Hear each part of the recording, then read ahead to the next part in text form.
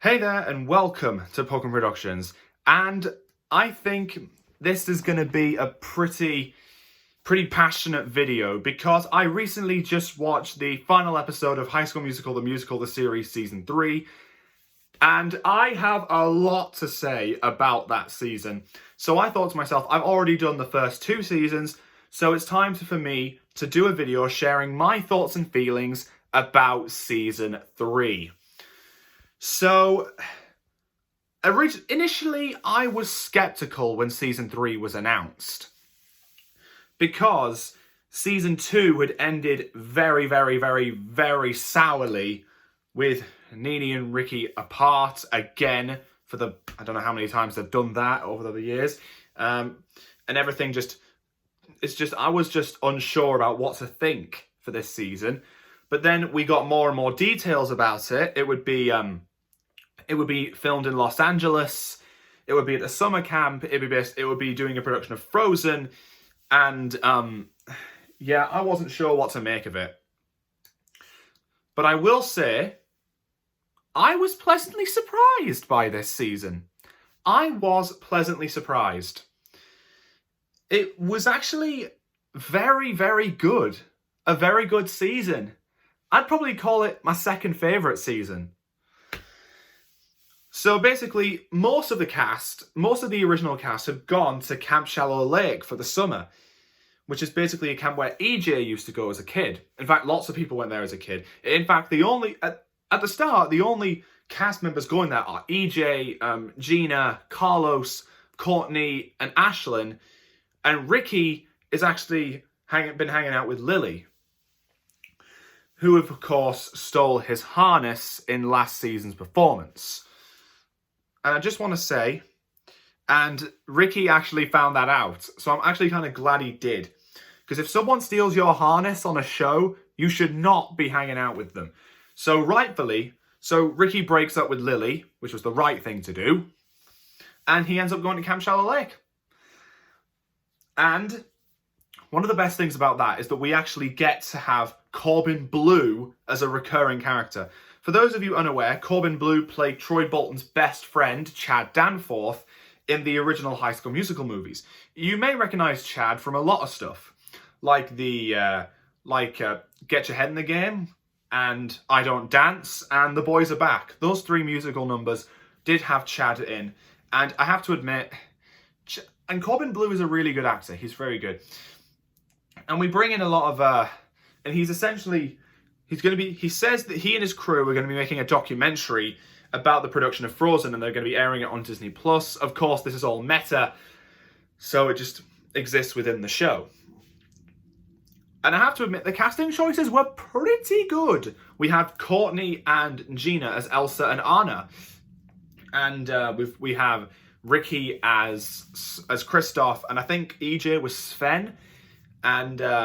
Carlos was... he was Olaf. And Ashlyn was actually part of the ensemble, which she wasn't happy about at first. And we do, of course, get to meet all sorts of other new characters as well. Like Maddox, played by Sailor Bell Curda. Jet, played by Adrian Lyles.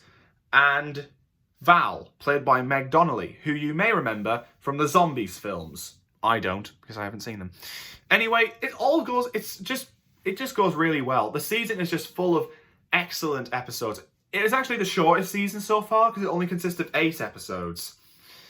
That's all 8 episodes. That's all season 2 needed to become a train wreck. Ugh. Anywho, and we do get a few little bits with Nini in there, because... obviously, Nini had a more reduced role in the season. She's a more recurring character, and we do see her most of the time with Miss Jen, who is actually a recurring character as well. And I have to admit, this season really put a heavy focus on Gina, because she was putting herself into a love triangle with her boyfriend EJ and someone else and Ricky. I'm sure there were signs earlier in the series that Ricky and Gina had feelings for each other, but at that time, but at the start of the season, Gina was actually dating EJ, which I actually kind of liked. They actually made a good couple. And so they're basically going through all the stuff so basically they're going through everything they need to do in order to make it a performance. And they end up actually making a reality series in one episode, The Real Campus of Shallow Lake. And Gina then finds that EJ got a letter to Duke, and she had to find out herself. EJ never told her. And that's when I had one of the most shocking reveals for me. I found out what EJ stands for. Apparently, it's Elton John Caswell. I was just stunned. I would not think for 1 second that would be what EJ stood for. I was just stunned. Anyway, things do get all right between them. In fact, they actually come to a head. And in the penultimate episode, and I'm sorry to say this to all you Gina and EJ fans out there, if you haven't seen the show, please stop watching now because I'm about to spoil something. But in the penultimate episode, episode 7, Gina and EJ split up. And that kind of got me. It was really hit me hard. Of course, we've got all sorts of other stuff, like some other guests. Like, they brought in JoJo Siwa, who you may remember from a lot of Nickelodeon stuff. They brought her in as Maddox's ex-girlfriend, Madison. And I have to admit, it was pretty cool. And we did get to see many of the other cast come back, like Carlos's boyfriend, Seb. And to be completely honest, I was kind of hoping Seb would come back. I mean, I've watched the show long enough to know that you can't have Carlos without having Seb as well. And a lot of the characters went through changes as well. Because Ashlyn kept on explaining to Val at multiple points throughout the season that she had a boyfriend, who of course is Big Red. But throughout the season, I think their friendship started to build up and up to the point where Ashlyn started to develop a crush on Val, which is actually kind of cool.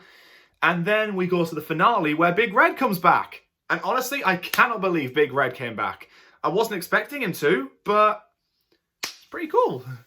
And they put Larry Saperstein's character in a direction that mirrored the actor himself, because at one point in the episode he says, "I'm Big Red, I'm Ashlyn's boyfriend, and I'm bi," which of course means bisexual. And I like that because Larry Saperstein did reveal at some point before the season aired that he was bisexual in real life. So that's actually pretty cool. And for a minute I thought things were going to go wrong between Big Red and Ashlyn, which I really hope they don't, because I'm a massive fan of them. And the season ended with quite a bit of closure because Ricky and Gina kissed for the very first time. And so I think they're truly expressing their feelings for each other, and that was a pretty good ending. That was fantastic. In fact, when I loved the ending of season 1, I hated the ending of season 2, and I liked the ending of season 3. So if I was to rank the seasons, I'd put season 1 at the top, season 3 in the middle, and season 2 at the bottom. Of course, this isn't the end of the story. That's right, season 4 is in production. And recently it was revealed that the East High Wildcats are going to be doing a performance of High School Musical 3 senior year, as well as be extras in a film it's something that's going to be filmed at the school called High School Musical 4, The Reunion. Now that is a good title. It sounds like a film that I would want to watch, because seeing all the East High Wildcats all grown up and back together, that would be incredible. Incredible. We've already had Lucas Graybeal, Casey Stroh, and Corbin Blue guest star in the show. So what better way for season 4 to become very strong than to include Zac Efron, Vanessa Hudgens, Ashley Tisdale, and Monique Coleman? We'll just see what happens when season 4 eventually drops. I hope you all enjoyed this video. I think season 3 is the second best season of the show. And let me know what you guys think in the comments below. And as always, thanks for watching, and I'll see you next time.